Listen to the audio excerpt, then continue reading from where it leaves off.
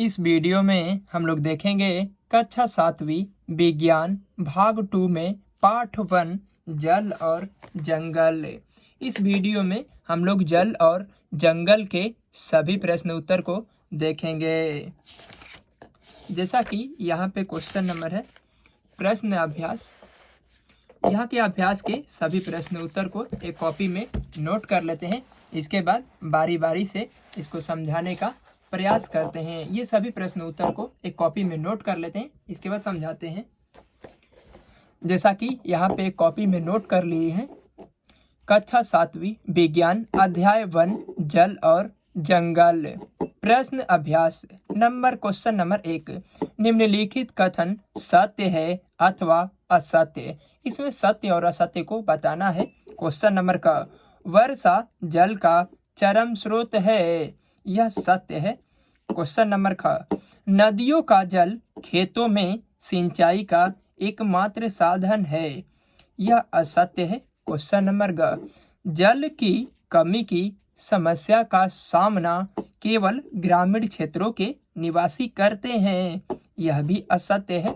Question number 2 को देखेंगे अब, रिक्त स्थानों की पूर्ति कीजिए। क्वेश्चन नंबर का, भौम जल प्राप्त करने के लिए खाली स्थान तथा खाली स्थान का उपयोग होता है। इसका सही उत्तर हो जाएगा नलकूप और कुआं। यहाँ पे नलकूप हो जाएगा और यहाँ पे कुआं। क्वेश्चन नंबर 2, जल की 3 अवस्थाएं खाली स्थान और खाली स्थान है। इसका उत्तर में भरेंगे, यहाँ पे बर्फ भरेंगे और यहाँ पे जल भर देंगे और यहाँ पे वायु भरेंगे। क्वेश्चन नंबर ग, भूमि की जल धारण करने वाली परत खाली स्थान कहलाती है। इसका सही उत्तर हो जाएगा भौम जल स्तर कहलाती है। क्वेश्चन नंबर घ, वन शुद्ध करते हैं खाली स्थान और खाली स्थान को। इसका सही उत्तर हो जाएगा जल और वायु को। यहाँ पे जल भरेंगे और यहाँ पे वायु को भर देंगे। क्वेश्चन नंबर अंग, वन में छायावान पत्तियां और जंतु खाली स्थान को समृद्ध करते हैं। इसका सही उत्तर हो जाएगा मृदा को। क्वेश्चन नंबर 4, सूक्ष्म जीवों द्वारा मृत पादपों पर क्रिया से खाली स्थान बनता है। इसका सही उत्तर हो जाएगा ह्यूमन्स बनता है। क्वेश्चन नंबर 3, समझाइए कि भौम जल की पुनः पूर्ति किस प्रकार होती है। इसका उत्तर में हम लोग लिखेंगे कि जब वर्षा होती है तो वर्षा का पानी पृथ्वी पर गिरता है। जल पृथ्वी पर बने गड्ढे, तालाबों, नदियों में जमा होता है और धीरे धीरे पृथ्वी के नीचे गड्ढे में जमा होता है। भूमि के अंदर जल के रिसाव को अंतःस्यंदन कहते हैं। अंतःस्यंदन की क्रिया धीरे धीरे होती है। खेतों के पानी का रिसाव भी जमीन के अंदर होता है। इस प्रकार की प्रक्रिया के कारण भौम जल की पुनः पूर्ति होती है।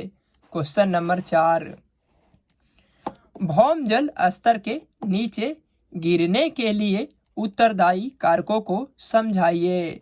इसका उत्तर में लिखेंगे हम लोग, ये बात सच है कि आज के दिनों में भौम जल स्तर नीचे गिर गया है और गिरता चला जा रहा है। इसका मुख्य कारण है वनों की कटाई। वनों की कटाई होने से वर्षा कम होती है और भौम जल की पुनः पूर्ति नहीं हो पाती है। दूसरा सबसे बड़ा कारण है औद्योगिकरण, जिसके कारण कल कारखानों में भूमि जल का उपयोग अधिकाधिक होना, साथ वायुमंडल प्रदूषित, सड़कों का निर्माण अधिकाधिक होना, जिससे जल का रिसाव पृथ्वी के अंदर रुक जाता है। ये सब कारण से भौम जल स्तर नीचे गिर रहा है। क्वेश्चन नंबर 5 को देखेंगे अब, कम से कम जल का उपयोग करते हुए बगीचे लगाना तथा रख रखाव के लिए क्या कदम उठाएंगे। इसका उत्तर में हम लोग लिखेंगे कि बगीचे लगाने के लिए जल का कम उपयोग तभी संभव है जब पाइप द्वारा पेड़ की जड़ों में पानी दे, ताकि पानी बर्बाद न हो। पेड़ के चारों ओर मिट्टी के बांध बना दे ताकि पानी जड़ को प्राप्त हो और जल का रिसाव पृथ्वी के अंदर हो, पानी इधर उधर बहकर बर्बाद न हो। क्वेश्चन नंबर 6, ऐसे 7 उत्पादों के नाम बताएं जो हम वनों से प्राप्त करते हैं। इसका उत्तर में हम लोग लिखेंगे कि वनों से हमें इमारती लकड़ी, फल, ऑक्सीजन, गोंद, लाह, शहद, भौमजल, विभिन्न प्रकार के जंतु है। क्वेश्चन नंबर 7, वनों में कुछ भी व्यर्थ नहीं होता है, क्यों? समझाइए। इसका उत्तर में हम लिखेंगे कि वनों में घास जो छोटे छोटे जीवों का भोजन है, घोड़ा, जेब्रा, हाथी आदि जानवरों के लिए वनस्पति भोजन है।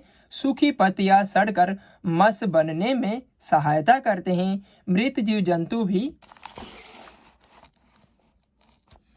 अपघटित होकर ह्यूमंस में परिवर्तित हो जाते हैं। ये पौधों के पोषण में सहायक होते हैं। वनों के पौधों में CO2 कार्बन डाइऑक्साइड ग्रहण करते हैं और ऑक्सीजन छोड़ते हैं, जबकि मानव पेड़ पौधों पर आश्रित रहता है। इस प्रकार हम कह सकते हैं कि वनों में हर एक चीजें, चाहे वह सूखी पत्ती ही क्यों न हो, उपयोगी है। जीव और वनस्पति एक दूसरे पर निर्भर करते हैं। क्वेश्चन नंबर 8 को देखेंगे अब। अपघटक किसे कहते हैं? ये वन एवं जीवों की वृद्धि में किस प्रकार सहायक है? इसका उत्तर में हम लोग लिखेंगे कि छोटे छोटे जीव जिन्हें खुली आंखों से नहीं देख सकते हैं, जिन्हें हम माइक्रोस्कोप की सहायता से देखते हैं, ये सूक्ष्म जीव कहलाते हैं, जिसे अपघटक कहते हैं। ये मृत जीव जंतुओं को अपघटित कर ह्यूमंस में परिवर्तित कर देती है और यह पौधों के पोषण में सहायक होते हैं। नए नए पादपों का जन्म होता है जो शाकाहारी जंतुओं के लिए भोजन होता है। मांसाहारी जीव को लाभ होता है, अतः जीवों की वृद्धि में सहायक होता है। क्वेश्चन नंबर 9 को देखेंगे आप। क्वेश्चन नंबर 9, ऑक्सीजन तथा कार्बन डाइऑक्साइड का संतुलन बनाए रखने में वन के योगदान को समझाइए। इसका उत्तर में हम लोग लिखेंगे कि कार्बन डाइऑक्साइड वातावरण से पेड़ पौधे ग्रहण करते हैं और अपना भोजन सूर्य की प्रकाश की उपस्थिति में बनाते हैं और ऑक्सीजन गैस छोड़ते हैं जो वातावरण में चला जाता है। फिर जीव जंतु श्वसन की क्रिया के फलस्वरूप ऑक्सीजन ग्रहण करते हैं और कार्बोहाइड्रेट के साथ मिलकर कार्बन डाइऑक्साइड में परिवर्तित होता है। ये क्रिया लगातार चलती रहती है और वातावरण में ऑक्सीजन और कार्बन डाइऑक्साइड का संतुलन बना रहता है। इस प्रकार पार्ट 1 जल और जंगल समाप्त होता है। मिलते हैं नेक्स्ट वीडियो में पार्ट 2 जंतुओं में पोषण के सभी प्रश्न उत्तर के साथ में।